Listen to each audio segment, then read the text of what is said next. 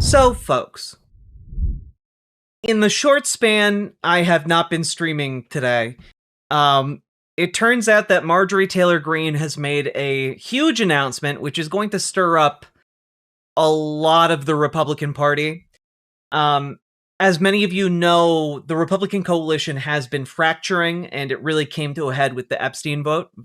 And, well, it turns out that it has come to such a head that the number one fundraiser for the Republicans in Congress, Marjorie Taylor Greene, has announced that she is exiting politics. She is resigning from Congress come January 5th. So what is about to happen here is, like, Republicans are really scrambling tonight. They are freaking out because this is, well, Marjorie Taylor, let's take a look at her announcement. We'll talk about it. Hi, everyone. I've always represented the common American man and woman as a member of the House of Representatives, which is why I've always been despised in Washington, D.C., and just never fit in. Americans are used by the political industrial complex of both political parties, election cycle after election cycle, in order to elect whichever side can convince Americans to hate the other side more. And the results are always the same. No matter which way the political pendulum swings, Republican or Democrat, nothing ever gets better for the common American man or woman. The debt goes higher, corporate and global interests remain Washington's sweethearts, American jobs continue to be replaced, whether it's by illegal labor or legal labor by visas or just shipped overseas. Small businesses continue to be swallowed by big corporations. Americans' hard-earned tax dollars always fund foreign wars, foreign aid, and foreign interest, and the spending power of the dollar continues to decline. The average American family can no longer survive on a single breadwinner's income, as both parents have to work in order to simply survive. And today, many in my children's generation feel hopeless for their future and don't think they will ever realize the American dream. And that breaks my heart. Yeah, like, just already, she's like, oh yeah, I'm kind of disillusioned. It turns out the Republican Party isn't the party of the working person, and also obviously the jobs are being taken by immigrants, and that's what is causing economic hardship for native born Americans, which that's not causing the hardship for native born Americans. Immigrants, whether documented or undocumented, aren't the reason that Americans are struggling to get by. I don't know how much clearer it can be. Like, just look at the history of using immigrants as a scapegoat in that way.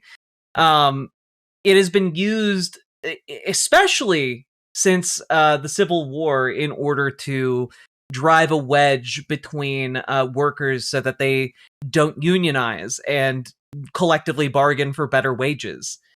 It's like a time-worn tactic of the working man's boss to use that rhetoric.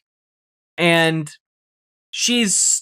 I genuinely don't know to what degree she is intellectually honest about any of what she's saying, but I do think that this represents a pretty powerful fracture within the Republican coalition, and this is going to reverberate through the entire party. We might be seeing the beginnings of the Republican Party collapse. I ran for Congress in 2020 and have fought every single day believing that Make America Great Again meant America first.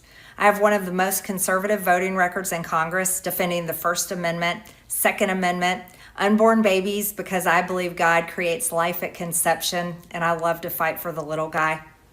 Strong, safe borders, I have fought hard for that. I've fought against COVID tyrannical insanity and mandated mass vaccinations, and I've never voted to fund foreign wars with your hard-earned tax dollars.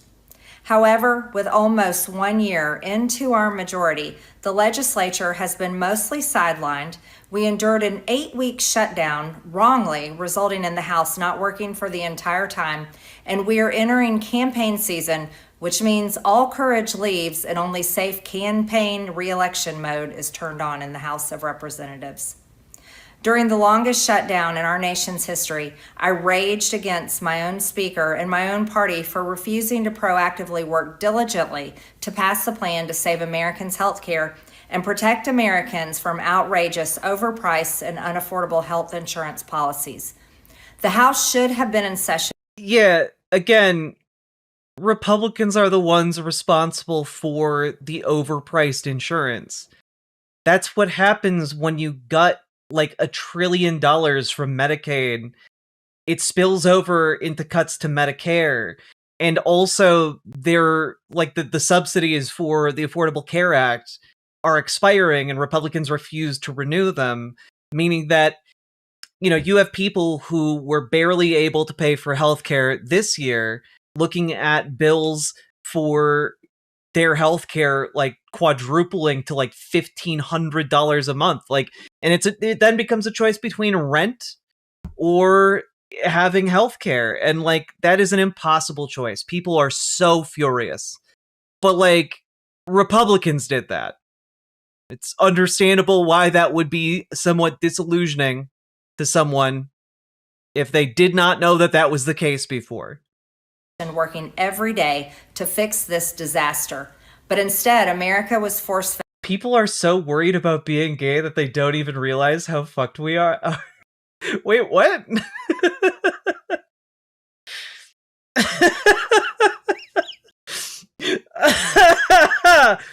Oh god. That's really funny. I like you. Thank you. Disgusting political drama once again from both sides of the aisle on television every single day. My bills, which reflect many of President Trump's executive orders, like calling for a new census counting Americans only to draw new districts, making English the official language of the U.S., making it a felony to medically trans a minor, and other bills like eliminating capital gains taxes on the sale of your primary home and eliminating H-1B visas, just sit. They all sit collecting dust. That's how it is for most members. Yeah, almost like the Republican Party got it, its majorities, and instead of doing anything useful for the American people, did a mad scramble to gut whatever protections and aid people were getting from the government, so that they could give trillions of dollars in tax breaks to the richest people ever to exist on the planet. Of Congress bills, the Speaker never brings them to the floor for a vote. Many common Americans are no longer easily convinced by paid political propaganda spokespersons and consultants on TV and paid shills on social media obediently serving with cult-like conviction to force others to swallow the political party talking points. Because they know how much credit card debt they have, they know how much their bills have gone up over the past 5 years, they actually do their own grocery shopping and know food costs too much. Their rent has increasingly gone up and up. They have been outbid by corporate. Also, anyone who pays attention to what the Republicans are actually doing would know that they're constantly fucking over the working people of this country.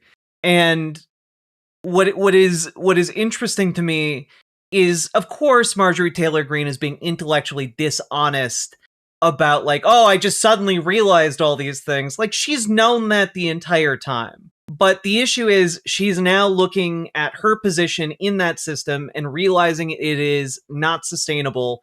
I would wager this isn't the last we hear of her in politics in general. But I would say that what we're going to see is she's going to retreat, go silent for a while, and come back after the Republican Party has collapsed under its own miserable weight. To try and pick up the pieces. Is MAGA going to like democratic socialism now that Orange Man did today? Lamau Mom Don emotion, rose emoji. I doubt it, Jolshi. Largely, I would say that what is likely to happen is that Donald Trump is going to alienate some of his former allies. And when Republican infighting begins, he's going to lash out at folks who say mean things about him, and it's going to wind up being like a vicious cycle of collapse. That is my guess. obviously, when this shit really kicks off, who knows where the dust settles. Corporate asset managers too many times when they put in an offer to buy a house. They have been laid off after being forced to train their visa holding replacement. The college degree they were told to earn only left them in debt with no big six-figure salary. They see more homeless people than ever on their own community streets. They can't afford health insurance or practically any insurance, and they just aren't stupid. These are the people I represent and love because that is who all of my family and friends are, common Americans. I have been blessed to represent the 14th District of Georgia for 5 years. The district is filled with some of the most wonderful, kind-hearted, God-fearing, patriotic, hardworking people you will ever meet. Good, regular, common Americans. I've worked hard to bring taxpayer dollars back home to help district needs. I impeached Biden's Secretary of Homeland after watching my constituents die as he facilitated dangerous open border invasion into America. And I led the effort to defund hard-left politically biased NPR and PBS and the corrupt USAID, and I did that as chair of the DOJ subcommittee. So cool. Just such a neighborly thing to do, letting millions of children starve to death. It's a really what kindness. I have fought harder than almost any other elected Republican to elect Donald Trump and Republicans to power. I traveled the country for years. I spent millions of my own money. I missed precious time with my family that I can never get back. And I showed up in places like outside the New York courthouse in Collect Pond Park against a raging leftist mob as Trump faced Democrat lawfare. Meanwhile, most of the establishment Republicans... She was affiliated with DOJ? Yeah, she was part of the efforts to, strip the government services down to the barest possible minimum. She was totally on board with that. Again, this isn't she's a good guy now. If you believe that about politics, you need to get your head out of your ass and realize the world is complicated. And obviously, I don't mean that specifically to you, Alan Smith, just in general. Who secretly hate him and who stabbed him in the back and never defended him against anything have all been welcomed in right after the election. And I will never forget the day I had to leave my mother's side as my father had brain surgery to remove cancerous tumors in order to fly to Washington, D.C. to defend President Trump and vote no against the Democrats' second impeachment in 2021. My poor father and my poor mother, it was way too much for all of us.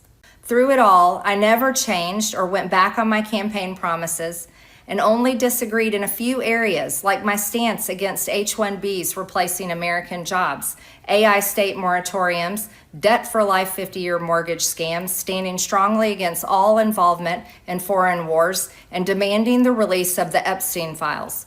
Other than that, my voting record has been solidly with my party and the president. Oh yeah, Ashley J. Curtis, this is her getting out of Dodge before, or rather, I guess maybe getting out of Doge, before, the blast hits, Loyalty should be a two-way street, and we should be able to vote our conscience and represent our district's interests because our job title is literally representative. America first should mean America first and only Americans first, with no other foreign country ever being attached to America first. Reality where Marjorie Taylor Greene can step down, but Schumer can't? Yeah. First in our halls of... Also, just want to say we are now 13 subs away from reaching our preliminary goal, which will mean that my partner and I can play Date Everything, which should be a really fun time. But anyway. Government. Standing up for American women who were raped at 14 years old, trafficked and used by rich, powerful men should not result in me being called a traitor and threatened by the President of the United States, whom I fought for. However, while yes, hurtful, my heart remains filled with joy, my life is filled with happiness, and my true convictions remain unchanged. Yeah, I mean, she's basically I gave Donald Trump 6 years of my life, and in return, he immediately he has rejected me. YouTuber Grudge, thank you for the gifted membership. That is 12 subs now remaining. Because my self-worth is not defined by a man, but instead by God, who created everything in existence. You see, I have never valued power, titles, or attention in spite of all the wrong assumptions about me. I do not cling to those things because they are meaningless and empty traps that hold too many people in Washington. I believe in term limits and do not think... Who do you think is telling her to do this? Probably no one. Like, she had... she could probably, out of everyone on the Republican side, she could probably weather what's coming better than most. But I think she has in mind, like, a long career in politics, and she's getting out to preserve her legacy and her ability to continue. Because if she is here over the next, year or so, like, there's going to be a reckoning for Republicans, and they're going to get their asses kicked. Let's play some games and help the GOP destroy itself. BWA. Oh, hell yeah, Ashley. Thank you for the 10 tier 1 subs. Let's go! That means we only have 2 subs left to hit our goal. Let's go! Congress should be a lifelong career or an assisted living facility. My only goal and desire has ever been to hold the Twizzy, I do believe she has a certain amount of political sense. She's the number 1 fundraiser in Congress for the Republicans for a reason, and it's because she's good at this. Yeah, she might be a hateful cretin, but like, she is good at this. Republican Party accountable for the promises it makes to the American people and put America first. And I have fought against Democrats' damaging policies like the Green New Deal, wide open. Like, I don't think, like some people do, that she is exiting Congress so that she can run in Georgia. I don't think she's exiting Congress so she can run for the Senate. I think she's exiting and resigning midterm because she's reading where the wind is going and knows Donald Trump is screwed. And so this is her formally unhitching her star, from Donald Trump. Deadly unsafe border policies and the trans agenda on children and against women. With that has brought years of non-stop, never-ending personal attacks, death threats, lawfare, ridiculous... you are trying to make it legal to abuse children, so people aren't going to like that. Slander and lies about me that most people could never withstand even for a single day. It has been unfair and wrong, not only to me, but especially to my family, but it's been wrong to my district as well. I have too much self-respect and dignity. I love my family way too much, and I do not want my sweet district to have to endure a hurtful and hateful primary against me by the president that we all fought for, only to fight and win my election while Republicans will likely lose the midterms, and in turn be expected to defend the president against impeachment after he hatefully dumped tens of millions of dollars against me and tried to destroy me. It's all so absurd and completely unserious. I refuse to be a battered wife, hoping it all goes away and gets better. 0. If I am cast aside by the president and the MAGA political machine and replaced by neocons, big pharma, big tech, military-industrial war complex... See, this is the real Marjorie Taylor Greene right here. She's big mad after like 6 years of complete and utter loyalty. Not 6 years, 8 years of complete and utter loyalty to this man. In every waking moment in front of every camera and microphone, that he would dump millions of dollars to stab her in the back. Like, this is what she's really angry about. This is what she's actually disillusioned by. So, Paladin Lost, thank you for the 12 tier 1 subs. Break out the L word. Lesbian? The other L word. Lesbians? Release the Clarice. Deal. Let's finish this up, and I'll let her know. Foreign leaders and the elite donor class that can never ever relate to real Americans, then many common Americans have been cast aside and replaced as well. There is no plan to save the world or a 4D chess game being played. When common American people realize and understand that the political industrial complex of both parties is ripping this country apart, that not one elected leader like me is able to stop Washington's machine from gradually destroying our country, and instead the reality is that they, common Americans, the people, possess the real power over Washington, then I'll be here by their side to rebuild it. Until then, I'm going back to the people that I love, to live my life to the fullest as I always have, and I look forward to a new path ahead. I'll be resigning from office with my last day being January 5th, 2026, and I look forward to seeing many of you again sometime in the future. May God bless you all, and may God bless America. So, yeah, to summarize here and to paraphrase, Marjorie Taylor Greene here is resigning from Congress because she is looking at what the preliminary polling is and positioning is for the midterms next year. And contrary to what a lot of people are fearing, the fix is far from being in about the midterms. And she knows that. So she's looking at this and is thinking, oh, we're losing, we're losing the non-college educated, non-high school graduating white male vote. That's one of the ultimate death knells of like Republican support. And she's looking at stuff like this, and she's getting stabbed in the back by the man she supported for years. Like, even before she ran for office, she was publicly supporting Donald Trump. And so this is one of those things where, her personal feelings have been involved. It is a calculated political betrayal by someone she's shown nothing but loyalty to. And also, she understands that, like, when Donald Trump goes down, so too do everyone that is associated with him. Like, if Donald Trump gets successfully impeached and removed from office because Democrats now have like control over the Senate and the House, like the Republican Party is dead for a generation because of that, at least, if not fully disintegrated. And so what she is doing here, and she even says it, like, she'll be there to help pick up the pieces, but until that time, she's going to spend time with her family.